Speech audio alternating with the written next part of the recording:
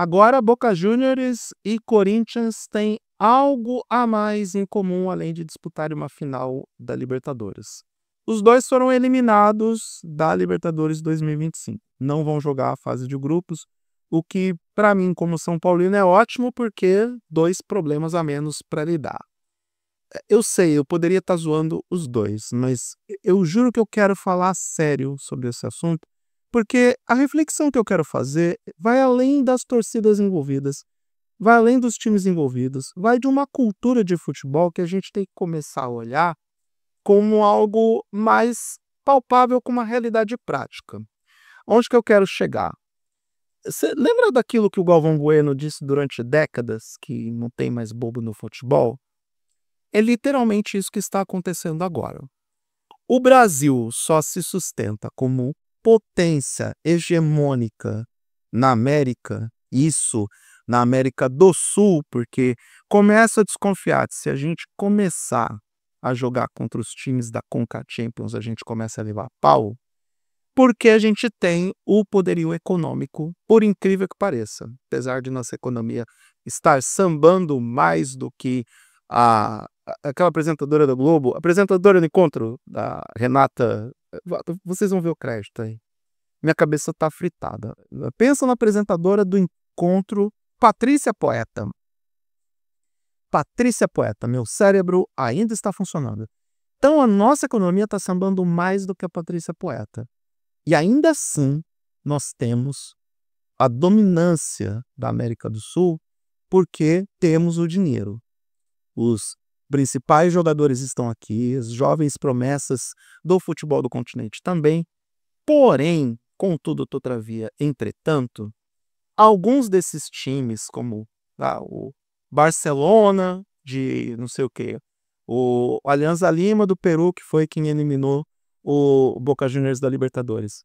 Alguns desses times estão se valendo de uma estratégia que nós também estamos adotando para o futebol brasileiro, que é trazer jogadores consagrados de outros centros que já estão do meio para o fim da carreira ou final de carreira, trazer para o continente e deixar os caras jogarem. Estratégia que o Santos fez com o Neymar, que o São Paulo fez com o Oscar e que vários outros times estão adotando. Isso está ajudando a nivelar o futebol no continente, pelo menos nos aspectos técnicos. Outro detalhe, nas novas gerações desses países que antigamente não eram centros de tradição de futebol, o próprio caso do Peru, que nunca foi um país espetacular em gerar ou produzir jogadores de futebol, esses países estão aprendendo como fazer isso. A gente vive num mundo globalizado. Você não precisa trazer um treinador vindo da Europa para treinar o seu time. Você pode ler as biografias dele, aprender com documentários, com métodos, até mesmo com vídeos e seminários que estão distribuídos no YouTube. Dá para aprender e pegar muita coisa a partir do material que já tem online e a partir da interconexão, já que a gente vive num mundo onde as pessoas se deslocam com maior facilidade, de jogadores que foram para lá, aprenderam, voltaram, adotaram esses métodos, adotaram essas estratégias que foram desenvolvidas nos centros mais fortes de futebol e fazer com que as equipes melhorem e se desenvolvam mais e melhor em função dessa evolução e dessa interação que acontece entre Europa e América. Sem falar no fato de que vários jogadores europeus que também, em fim de carreira, estão jogando aqui no Brasil. Não é mesmo o Memphis Depay? Tá? O próprio Lionel Messi. Lionel Messi vai encher o rabo de dinheiro lá no Inter Miami. Está jogando muito, porque, convenhamos, o futebol nos Estados Unidos ainda está se desenvolvendo. Ele é rei lá naquele mercado, mesmo considerado por muitos já um jogador que tem uma idade avançada. Se bem que o Messi ele é sensacional na parte técnica. Então, e tanto que, muito provavelmente, vai enfrentar o Brasil na próxima data FIFA. Então, todos esses fatores combinados ajudam a explicar por que um Alianza Lima elimina um Boca Juniors, com o Boca Juniors jogando em La Bombonera lutadíssima e construindo um resultado a partir da própria competência e capacidade. Isso, a Alianza Lima e o Barcelona, que derrotou o Corinthians, têm em comum. Foram muito competentes. E no caso do Boca Juniors, muita incompetência também, porque o senhor Cavani perdeu o gol que perdeu nos acréscimos do jogo, um gol que poderia ter evitado toda essa tragédia. Olha, ele depois, na entrevista pós-jogo, ele disse que é um momento, um cenário que vai ficar cravado na cabeça dele durante meses. Acho que ele nunca mais vai se esquecer do que aconteceu, porque foi um gol inacreditável o que ele perdeu, faltando pouquíssimo para acabar o jogo, poderia ter matado a série e o Boca Juniors estaria na fase de grupos da Libertadores. Foi muito equilibrada a série entre o Alianza Lima e o Boca Juniors, diferente do que aconteceu com o Corinthians e o Barcelona de Barranquilla, Guayaquil, enfim, vou dar o crédito aí. Gente, eu não me importo tanto assim como o Corinthians, diferente do que vocês pensam. Eu venho aqui muito para zoar o Corinthians, mas dessa vez eu não tô afim de zoar, não. Não preciso. Não estou afim. Eu assisti os 2 jogos, tá? O 3-0 que o Corinthians tomou lá contra o Barcelona, parecia que era o Barcelona de Barcelona.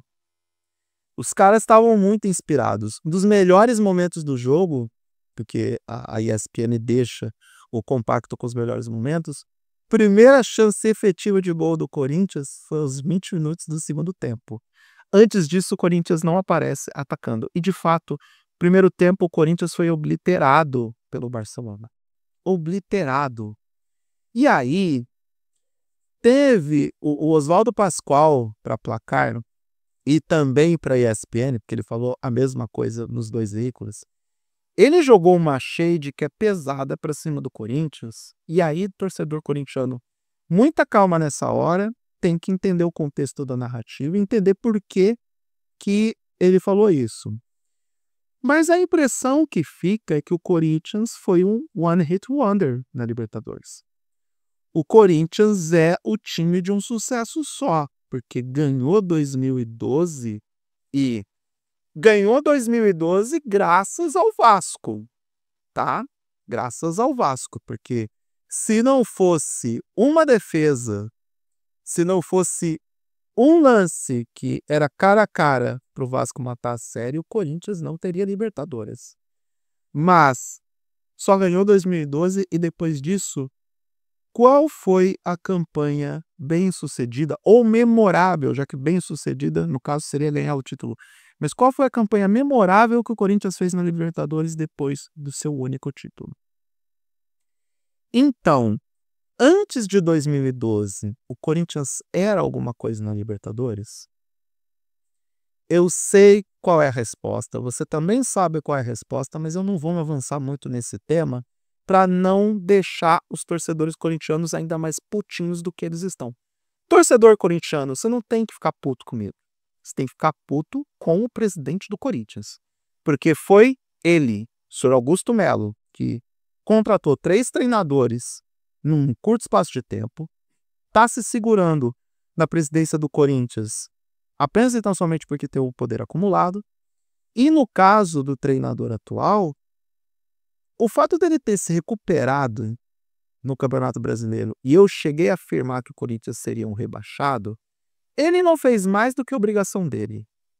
Eu não vejo mérito nenhum na recuperação do Corinthians para se salvar de um rebaixamento. Nós estamos falando de um dos maiores times de futebol do Brasil. O Corinthians não pode cair da primeira divisão para a segunda de jeito nenhum, se bem que já fez isso 2 vezes. Não pode, é grande demais para isso. Então, manter o atual treinador, depois de um cenário de caos do ano passado, depois de ter dúvidas razoáveis se esse cara deveria permanecer ou não como o treinador do Corinthians, é um erro grosseiro do senhor Augusto Melo. E entendo que o torcedor tem que ir para cima do presidente. Os jogadores têm a parcela de culpa? Talvez, que afinal de contas, né, são eles que têm o poder de decidir alguma coisa ali. Incapacidade técnica, falta de visão de jogo, falta de visão de coletivo. Tem que entender se os rumores estão corretos, se tem ali alguma treta envolvendo o Memphis Depay, se o grupo tá rachado. Tem que ver isso daí. O treinador tem culpa? Tem. Tem, porque muito torcedor do Corinthians está acusando o treinador de ser conservador demais, de colocar 3 volantes para enfrentar um time que estava com placar favorável, porque o Barcelona chegou em Itaquera vencendo por 3-0, então não faz muito sentido você colocar 3 volantes. Isso poderia indicar uma certa fragilidade por parte do Corinthians. O Corinthians estava com medo de enfrentar o jogo como deveria enfrentar, porque, sinceramente, perder de 3 ou 4 em Itaquera não ia fazer diferença, já estava perdendo de 3-0 na série. Conseguiu marcar 2 gols, conseguiu entregar volume de jogo, o que também era esperado, porque, afinal de contas, não podia ser pior do que já estava, mas não teve competência, capacidade, e algumas pessoas afirmam que tempo, porque o juiz deu apenas 6 minutos de acréscimo no segundo tempo e encerrou a partida, e alguns corintianos estavam reclamando que precisava de mais tempo para poder empatar o jogo para ir para pênaltis. Então, quando chega nesse argumento é porque realmente a Viola foi para o saco e aí não tem mais linha de defesa, não é mesmo, corintiano? Então, essa responsabilidade da eliminação do Corinthians precisa ser dividida entre os partícipes, entre aqueles que estão diretamente envolvidos na história. Mas a maior responsabilidade por essa não classificação na fase de grupos na Libertadores em 2025, na minha modesta opinião, é do presidente Augusto Melo. Ele é o principal responsável. Foi ele que trouxe os jogadores. Foi ele que decidiu fazer um contrato absurdo, onde o Memphis Depay muito provavelmente tem cláusula de performance, o tipo, número de gols você recebe um bônus, número de assistências você recebe outro bônus, bônus por participação em número X de jogos. Tudo isso foi ideia do presidente. Cobrem dele para essas ideias estapafúrdias e absurdas. Eu não sei quando eu vou publicar esse vídeo, porque eu tenho outros vídeos na fila. E tem Fórmula 1 nesse final de semana. O Corinthians está na final do Campeonato Paulista, vai enfrentar o Palmeiras. E por ter a melhor campanha, vai decidir em casa. Mas, sinceramente, quem é que se importa com a possibilidade de ser campeão paulista de novo, quando você poderia ganhar muito mais disputando a Libertadores? Não digo nem vencendo, disputando a Libertadores. Visibilidade internacional, acordos comerciais, o dinheiro pela participação, competitividade, todos os ganhos que o Corinthians perdeu, deixou de ganhar, perdeu não porque ele não tinha nada disso garantido, deixou de ganhar. Tudo isso seria bem mais interessante do que ser campeão paulista de novo. Para quem é do Brasil inteiro, em São Paulo, a gente costuma dizer que o Corinthians é o rei dos paulistinhas. Essa piada ela perdeu força porque o Corinthians tem múltiplos títulos nacionais. Ganhou a Copa do Brasil, ganhou a Libertadores e é campeão mundial. Agora, voltar a ser o rei do Paulistinha, porque o seu presidente tornou a gestão do time uma bagunça, e essa bagunça se refletiu no resultado em campo, olha, para o time voltar a ser piada não custa muito. E, corintiano, não fica bravo comigo se eu fizer piada com o seu time. Eu tentei ao máximo, ao longo de 14, 15 minutos que esse vídeo vai ter, não ficar zoando demais o Corinthians. Como São Paulino, eu podia simplesmente achar ótimo. Para mim, poderia vir aqui na frente da câmera e dizer: quanto pior, melhor, desgraça pouco é bobagem pro time lá da Gaviões da Fiel. Ai, meu Deus. Não vou. Eu vou ser solidário da causa. Eu estou sendo solidário na causa com você, torcedor corintiano. Pode não parecer, mas é verdade. Cobrem do presidente do Corinthians essa não classificação para a fase de grupos da Libertadores. O Corinthians perdeu muito mais do que a disputa de um torneio, do que os torcedores, os jornalistas, o que todo mundo pode imaginar. A perda é enorme, ainda mais para um time que está na fragilidade financeira que o Corinthians está. E o principal responsável por isso é o mesmo que trouxe o Memphis Depay por um contrato milionário, que eu tenho dúvidas sérias se o Corinthians vai conseguir pagar esse cara.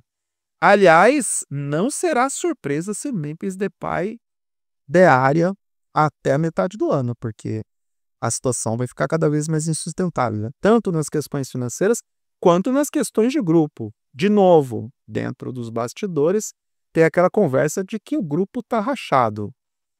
Não sei, os jogadores não se pronunciam sobre isso, porque é um grupo que tenta se proteger de alguma forma de algo que está acontecendo lá dentro e que nós não sabemos. Então, Boca Juniors e Corinthians contam agora com uma eliminação precoce da Libertadores, uma não entrada na Libertadores na fase de grupos, que é a fase que interessa. A Conmebol pode ter colocado status de Libertadores para as fases pré, mas para mim o torneio realmente vale quando começa a fase de grupos.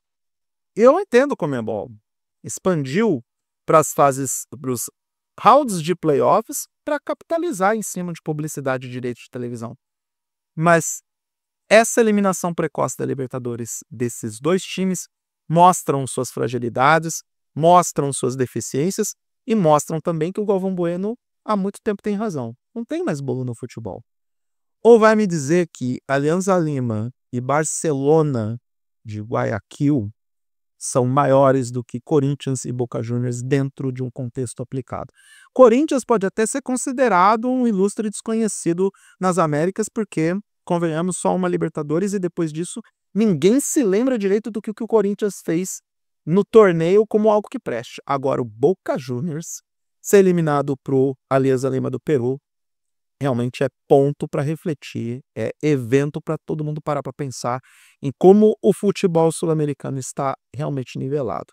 Se é nivelado por baixo ou por cima, não sabemos.